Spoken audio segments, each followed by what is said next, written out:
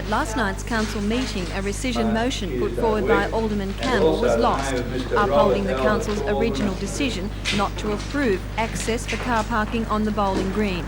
The club wanted to provide an entrance for car parking here, where the Shortland Esplanade extends into Ordnance Street. With or without the access, it seems the bowling green will still be used for parking. The club will fight the matter in the Land and Environment Court because it believes the access is needed to bring back members who left because of parking problems. Regardless of what some people think, if the elderly people can't use it as a car park, the club will fold. And currently we're losing $3,000 a month, and obviously that's not a viable proposition. But despite what has happened, they are still using this as a car park and will continue on, I presume. They have been using it in a small capacity, but we haven't been able to encourage the people back in because some of them are a little bit loath to use it because of the implications. But even though you haven't got your official entrance access point to this spot, you'll still be using it to park cars? Well, a small number of members will be using it.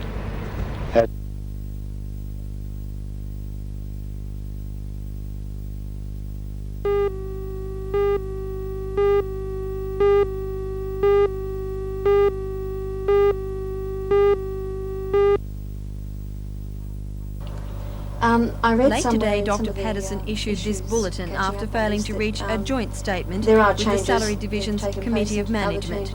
He refutes some of the claims made in the union's splash article, saying that real employment levels under his management have fallen, and new recruits are mainly young people on special employment schemes. With the Committee of Management have been completely fruitless. On a number of issues. No, I don't think so. We failed to agree on a joint statement, but agreed that in future we'll try and discuss things in a more calm atmosphere. Is this conflict to continue? Not as far as I'm concerned. I had to answer a number of totally incorrect points which the association put out in their newspaper. I've done that now, and that's about enough. What do you think that this dispute is doing to the morale of the Water Board itself? It's certainly an unsettling matter. On the other hand, I think there are times when the truth has to be told, and I do know that there are many people in the board that are committed to seeing things fixed up, and we've got a reactionary rump that are resisting all change. I've certainly had indications from many people that their main fear is that I would lose my nerve and back down, and to that extent I think this is good for morale. The section of the union involved in this dispute read Dr. Patterson's response today, and their only comment was that it didn't change any of the points in the splash article. Although they feel strongly on the subject, they have declined an invitation to express their feelings publicly. As far as they're concerned, the issue is over.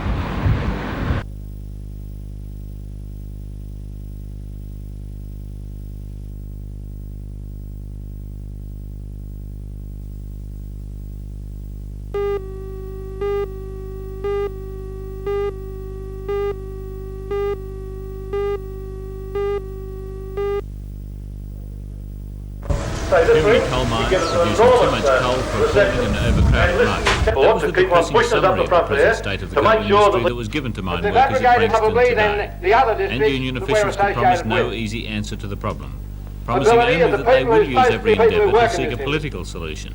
More meetings with state and federal politicians are scheduled for next week. One aim is to have a federal coal marketing authority established and the New South Wales Joint Coal Board abolished. They should abrogate their position, and if they don't do it voluntary, the governments of this state and the national government should remove them forthwith. In the shorter term, to reduce the oversupply of coal, the unions called for a ban on all overtime, strict limits on production, and no transfers between collieries unless it means an extra job. The bans effectively continue the stalemate over the Drayton open cut and also prevent the expansion of projects such as Mount Thorley, heightening the growing rift between the upper and lower Hunter. And it may mean that those that earn $1,000 a week have got to give up some of that $1,000 a week to see that their mates are kept in a job and get an opportunity to stop in a job. And that's trade union principle. Not everyone agreed with the union recommendation, and one mining mechanic surprised many by putting a contrary view. Right. What we've got on this table is to attempt to prop up the unprofitable side of the industry to the castration of the profitable side of the industry, which is the open cut minings. By stopping or attempting to stop the open cut minings, you are stopping production of jobs that you are going to lose whether you like it or not, no matter what you do. Cheaper than sticky Vote, tape for the however, bloke there was over there no with the doubt on mouth. the decision of the meeting. The overtime ban and the measures to limit production were carried 4,311 votes to 54. Let's have a division. The motion also carried the threat to ban trade and shiploading of any mine which did not accept the decision. Ironically, while mine workers fought to reduce what they see as a glut of coal, the Port of Newcastle is idle, with 6 ships waiting to take on cargoes of coal. The idle coal loaders are the result of a dispute between Waterside Workers Federation crane operators and the Maritime Services Board over the way shifts are changed over between operators. The dispute is expected to go to arbitration tomorrow.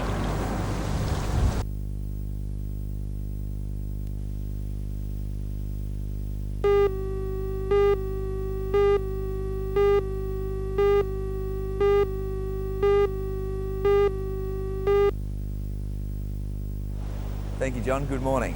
It's amazing just how much the weather changes the conditions around the surf. This morning we have overcast conditions with a few passing showers along the coast, southeasterly winds, waves once again for the board riders, although conditions this morning not looking quite as good as they have for the last few days. Wave height this morning is up around 1.5, occasionally 1.8 metres on a fresh southeasterly swell. With the onshore winds, of course, conditions are quite bumpy and choppy. The waves at the moment not looking all that good. The tide may change things a little. The tide's running out at the moment by 9 o'clock this morning. Possibly the waves will look a little bit better. At the moment it's just a little bit too full. For the swimmers today, take care because we now have sweeps to the north at all of our city beaches and some bad rips are starting to develop and they will continue to worsen during the day. It looks like this swell may even increase a little during the day, and for the weekend it looks like we're going to have fairly consistent swell, although those winds look like they're going to stay south for at least 2 or 3 days. In New South Wales today we're expecting a few showers over the southeastern corner, and these will be falling as snow on the higher peaks. There'll be a few showers along the coast, a little patchy rain over the northeastern corner and the northern parts of the state, and mostly sunny over the remainder. Forecast for the Hunter today, cool to mild with a few showers mainly on the coast. Southwest to southeasterly winds at 10 to 30 kilometres per hour, slight seas on a low swell. Newcastle expecting a top today of 23 degrees, Scone 24 and Taree 25. The outlook for Saturday and Sunday, a few showers, mild conditions. High tide this morning was at 5:18, 1.7 metres. Low tide will be at 9 minutes past midday at 0.3 of a metre, with the following high tide at 18 minutes past 6 tonight, 1.4 metres. Well, that's our look at the surf and weather this morning. Cooler conditions most certainly, but something we're going to have to get used to for this time of the year. A few showers developing along the coast, onshore winds, choppy conditions for the board riders, but plenty of swell around. It looks like it's going to stay for most of the weekend. Not too good a day for the swimmers. Don't forget our telethon. We'd like to hear from you most certainly. Have a great weekend. We'll be back again on Monday morning.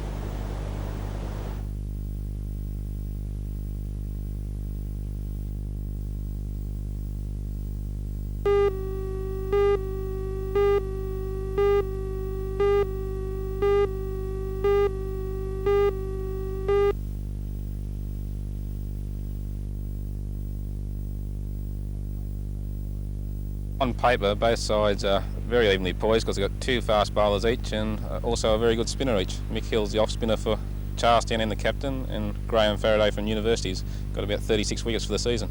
Of course, University's another trump card is going to be David Johnson, a prolific run getter.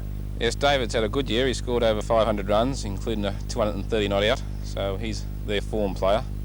Dennis, having a look at the ground and the pitch, the ground and pitch are in absolutely magnificent condition. Yes, I don't think you'll see a better ground in Australia at the moment, and the wicket, it's beautiful. He's got the centre strip ready for him, it's nice and hard. A prediction? Well, I think it'll be a close game, but if University can have David Johnson to score, say, an 80 or 90, I think Uni might get there.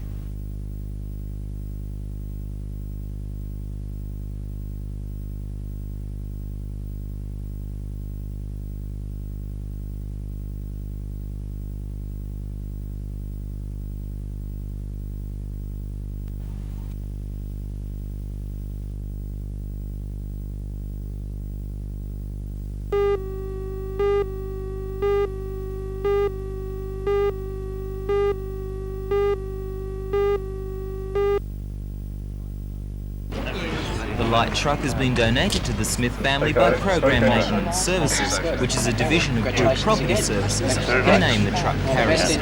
Local Smith family manager Mr Les Slack took formal delivery of the vehicle today from the commercial manager of PMS, Mr Peter Connor. The vehicle is worth $13,000 and the company has undertaken to pay for all running costs as well. The truck has already been on the road in Newcastle for the last month and is used to transport furniture and clothing to often desperate people. Mr Slack says the Newcastle branch of the family now has the highest workload of any area in the state outside Sydney. He says the truck is a vital addition to the welfare task force in Newcastle.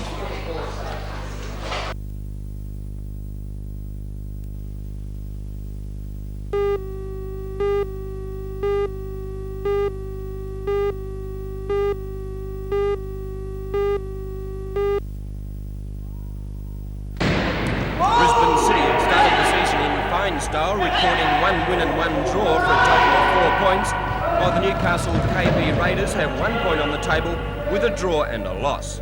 Last weekend, Brisbane City defeated Adelaide City to the tune of 2 goals to 0, while the Raiders had a 1-1 draw with Wollongong at the International Sports Centre. But this week the Raiders field a very strong side indeed, and the side is Clint Gosling, Ralph Mayer, Peter Burke, Gary Watson, Howard Tredinnick, Jason Kowski, Craig Mason, David Jones, Nigel Drysdale, Bob Mountford and the very exciting and talented David Lowe. The substitute for the side is Brett Calburn. Coach Ken Kaiser assures me that the Raiders will bring back the 3 points from the Brisbane City game at Spencer Park.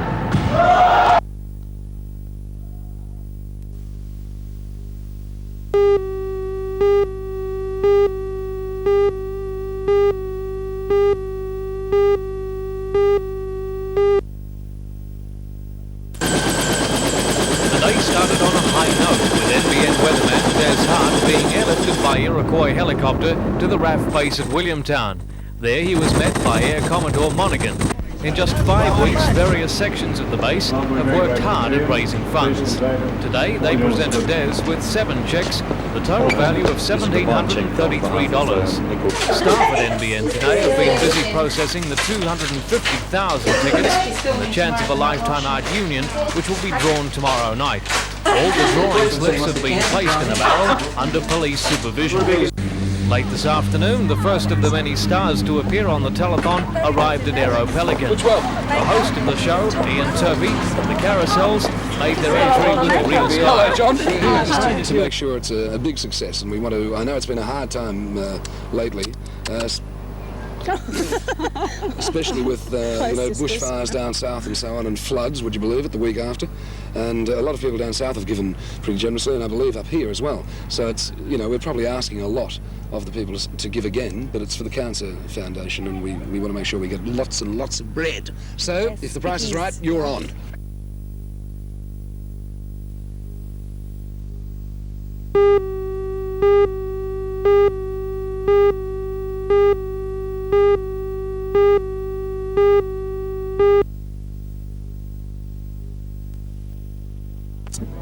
At the telethon last night, Mr Brereton committed the state government to providing the long-awaited cancer treatment unit for Newcastle's New Med 2 at the Mater Hospital. I provided $170,000 to provide the full working drawings, to build the bunkers and to provide the accommodation for this equipment as part of the development of the Mater site here at Newcastle. It means, in short, that you can have full services, including radiotherapy, by 1985. The 1983 NBN Telethon in aid of the radiotherapy section of the proposed oncology unit at New Med 2 was a resounding success. The people of the Hunter Valley pushed their own economic worries to one side and put their efforts into raising money for the cancer unit they've been lobbying for some 10 years. It was 24 hours of getting together, 400 staff and volunteers working with one aim in mind: to raise as much money as possible.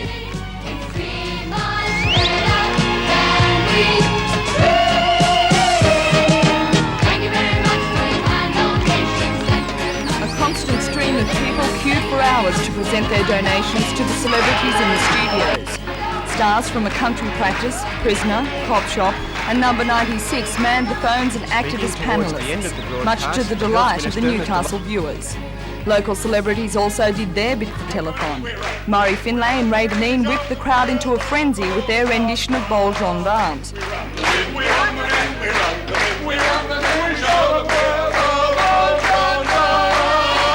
And Humphrey B. Bear and Miss Julie heli-hopped their way around the region collecting donations.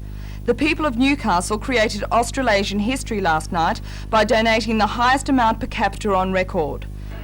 Organisers of the telethon say they were overwhelmed by the response, with a total of $1.4 million being raised at the end of counting last night. More money is rolling in, and organisers say that money should be taken to the Commonwealth Bank or sent to the NBN Telethon Box 818.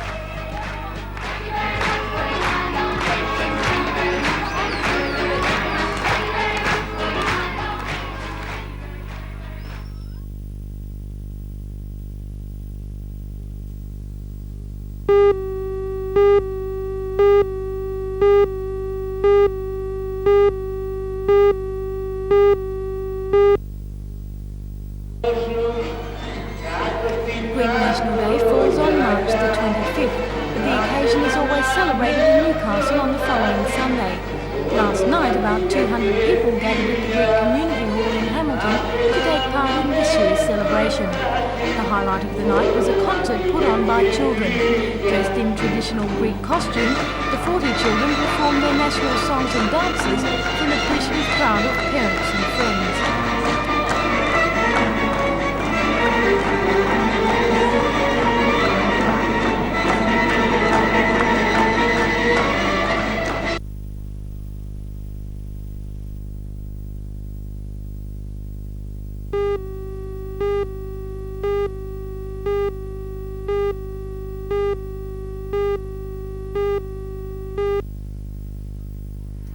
Thank you, John. Good morning. Quite cool out here at the moment. It's cloudy, overcast conditions.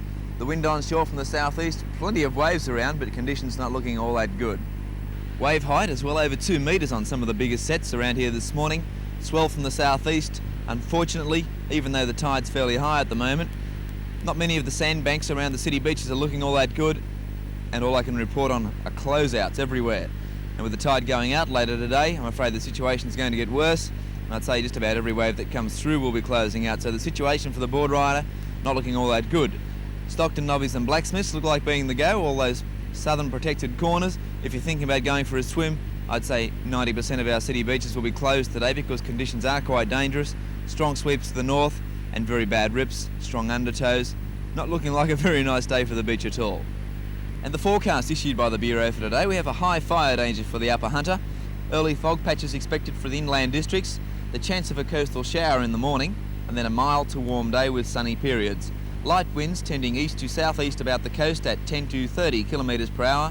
Slight seas on a low swell. I'd say that's more likely low to moderate swell.